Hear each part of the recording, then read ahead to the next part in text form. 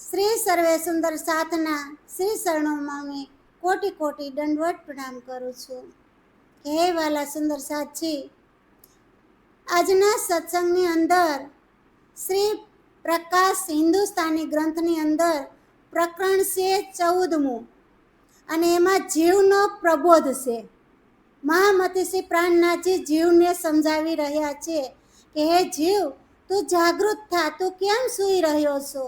આવી રીતે મહામતી જીવને બહુ ઠપકો આપી રહ્યા છે.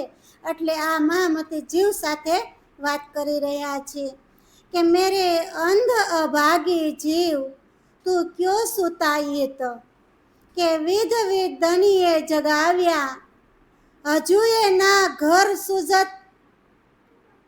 કે હે મારા અંધ અભાગી જીવ, તું અહીં કેમ સૂઈ રહ્યો છો. મહામતી જીવને કહેશે કે હે અભાગી જીવ, તું અહીં કેમ સૂઈ રહ્યો છો. સદગુરુ ધનીએ તને અનેક પ્રકારે જગાવ્યો, અનેક પ્રકારે જગાવ્યો સદગુરુ ધનીએ. હજી પણ તને તારું ઘર યાદ નથી આવતું. કહેશે જીવને કહેશે કે હજી તને તારું ઘર યાદ નથી આવતું. કારણ કે આપણે પરમધામથી આવ્યા છીએ. એટલે મહામતી શ્રી પ્રાણનાથજી જીવને કહેશે કે તને તારું ઘર યાદ નથી આવતું.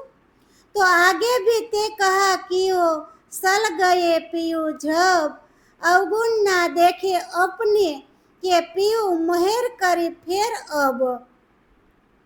તો પહેલા પણ સદગુરુના ધામ વખતે તે શું કર્યું.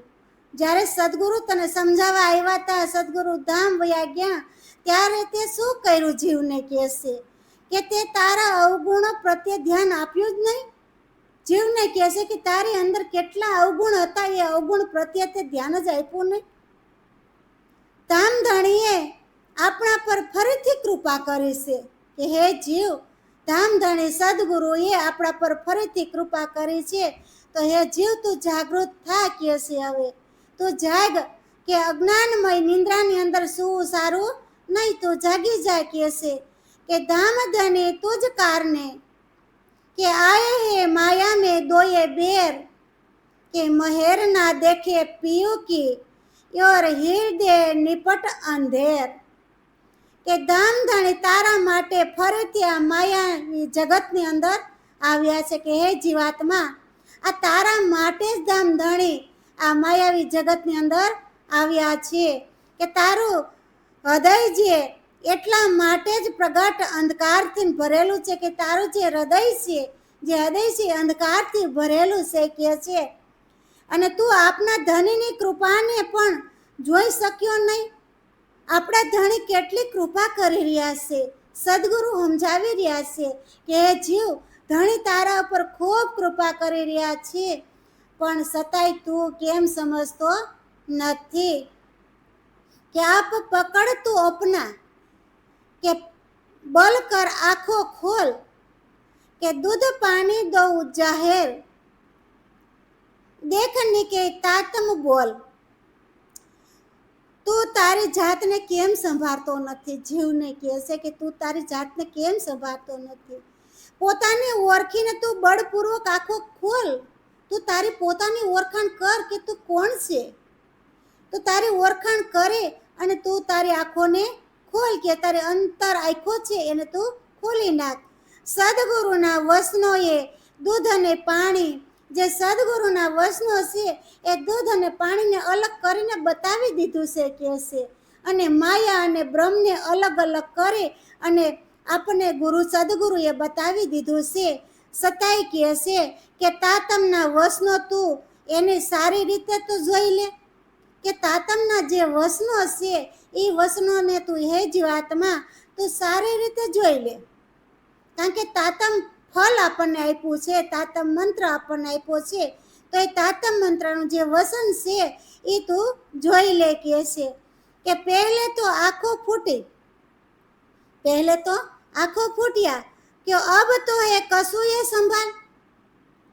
કે એ જાસી અવસર હાથ છે, એ જાસી અવસર હાથ છે, પીછે હોશી કોણ હવાલે.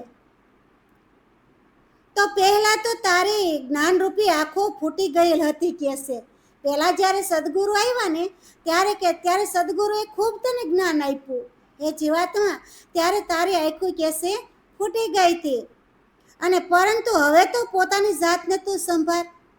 હવે તો તારી જાતને એ જીવાત્મા તું સંભાળી લે કહેશે કે આ અવસર પણ હાથથી ચાલ્યો જશે. આ મનુષ્ય તન આપણને મળ્યું છે, એ અવસર કદાચ હાથથી હાલ્યો જશે તો ફરીવાર આ અવસર આપણને પાછો મળશે નહીં. તો કહેશે, હે જીવ, તું જાગૃત થા, તો પછી તારા શા હાલ હવાલા થશે કહેશે. તારા હાલ કેવા થશે આ માયાની અંદર?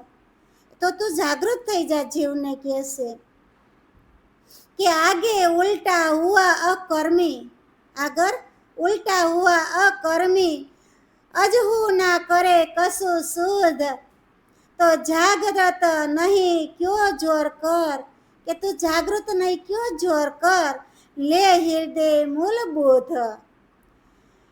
કે એ અકર્મી જીવ, કે એ અકર્મી જીવ, તું પહેલાથી જ ઉલટી ચાલ ચાલી રહ્યો છે, તું પહેલેથી જ ઉલટી ચાલ ચાલી રહ્યો છે જીવાત્માને કહે છે. તું હજી પણ તું કંઈક તો સંશય થતો જ નથી, હજી તું કંઈક સમજતો જ નથી, હજી તું સંશય થતો નથી જીવાત્માને કહે છે. સદગુરુ કેટલું કેટલું કહી રહ્યા છે, કેવા સમજાવી રહ્યા છે, કેટલો ધર્મશાસ્ત્રોના બોધ પણ દઈ રહ્યા છે, છતાંય તું જીવાત્મા કેમ જાગૃત થતો નથી કહે છે. કે તું પોતાની મૂળ બુદ્ધિને હૃદયમાં ધારણ કરીને અને અત્યંત પૂર્વક તું કેમ જાગૃત થતો નથી? જે તારી મૂળ બુદ્ધિ છે એને તું હૃદયમાં ધારણ કરી લે કહેશે. તારા હૃદયની અંદર તું એને ધારણ કરી લે મૂળ બુદ્ધિને, અને તું વિવિધ પૂર્વક જાગૃત થઈ જાય કહેશે. જીવાત્માને કહે છે તું જલ્દી જલ્દી જાગૃત થઈ જા, કારણ કે ફરીવાર આ અવસર મળવાનો નથી. કારણ કે મનુષ્ય તન એક વખત જ આપણને પ્રાપ્ત થાય છે કહેશે. ફરી પાછો તો આપણે તો મનુષ્ય અવતાર આવે ત્યાં 84 લાખોની અંદર ફરવું પડે છે. 84 લાખોની ફરીને તો આપણે આવ્યા છીએ, અને ફરી પાછા જો આમાં ભૂલ કરશું તો ફરી પાછા 84 લાખોની ફરવી પડશે. હવે ત્યારે અવસર મળે કે ન મળે એ આપણને કાંઈ ખબર નથી. તો આજે આપણને આપણા સદગુરુ શ્રી દેવચંદ્રજી મહારાજ, શ્રી શ્યામા મહારાણી આપણને સમજાવી રહ્યા છે. તો એ જીવ તું સમજી જા કહેશે કે પુકાર સુની દોઉ પીયું કી, અને વતન દેખાયા નજર, કે ઉઠી ના અંગ મરોડ કે અબ આઈ નજીક ફરજ.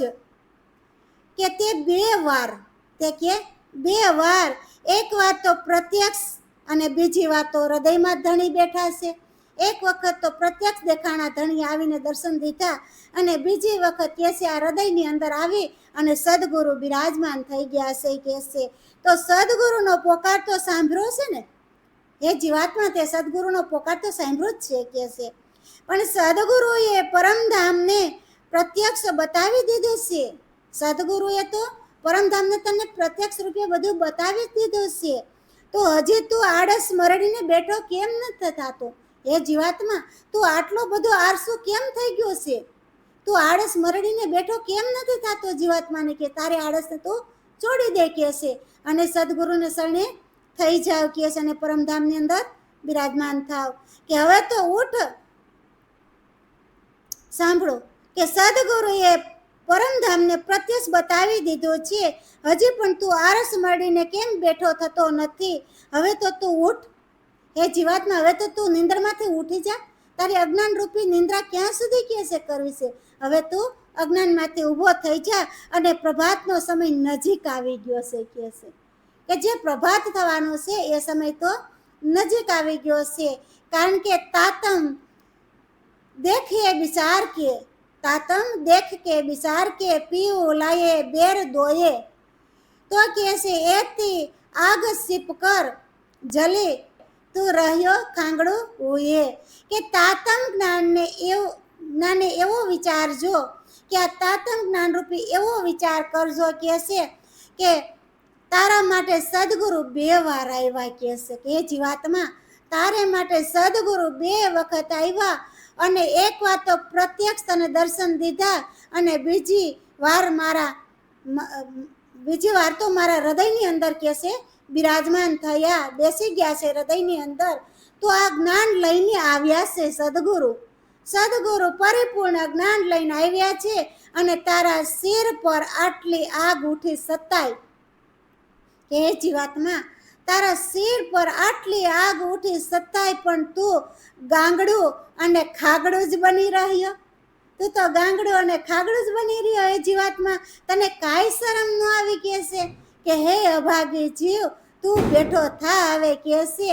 અને તું કહેશે ખાગડું બની રહ્યો, કેમ ગળ્યો નહીં? તું કહેશે તું માટી જેમ માટી ભીની કરી પાણી નાખી અને માટી ગળી જાય એવી રીતે હે જીવાત્મા તું કેમ ગળી ન ગયો? કેસ તું સદગુરુની ચરણે કેમ ન થયો? કે આટલું સદગુરુ આપણા મહામતી શ્રી પ્રાણનાથજી આપણને સમજાવી રહ્યા છે. એના જીવને નહીં પણ સુંદર સાચી આપણા જીવને જ સમજાવી રહ્યા છે. આપણી અંદર જે જીવાત્મા છે એને જ આપણે સમજાવવાનું છે કે હે જીવાત્મા, તો સદગુરુને શરણે જા. કારણ કે એક જીવાત્મા મેન રાજા કહેવાય. એક જીવાત્મા જો સદગુરુને શરણે થઈ જાય ને તો આ પછી ગુણ અંગ ઇન્દ્રિયોને કોઈને આપણે કહેવું નહીં પડે કે તમે સદગુરુને શરણે થઈ જાઓ. કારણ કે ગુણ અંગ ઇન્દ્રિયો તો કહે જ છે કે અમારા ધણી જો બળવાન હોય, અમારા ધણી સદગુરુને શરણે હોય તો અમે શા માટે માયાની અંદર રહી કહેશે. તો આ ગુણ અંગ ઇન્દ્રિયો પણ કોઈ માયામાં પછી રહેવાનું નથી, પછી સબ ધણીને શરણે થઈ જાહે. આવી રીતે મહામતી શ્રી પ્રાણનાથજી આપણને સમજાવી રહ્યા છે. બોલો શ્રી પ્રાણનાથ પ્યારે કી જય.